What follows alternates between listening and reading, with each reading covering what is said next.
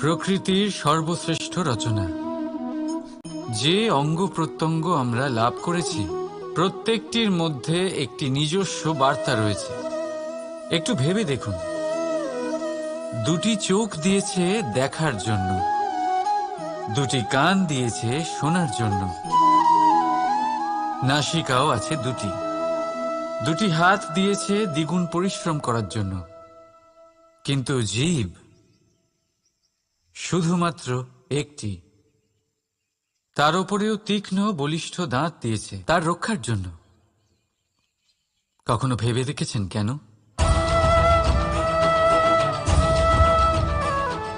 কারণ শব্দ আর শব্দের প্রয়োগ মানুষের সবচেয়ে বড় অস্ত্র, যার প্রয়োগ যত ভেবে চিন্তে করা যায় মানুষ তার জীবনে ততটাই উপরে উঠতে পারে।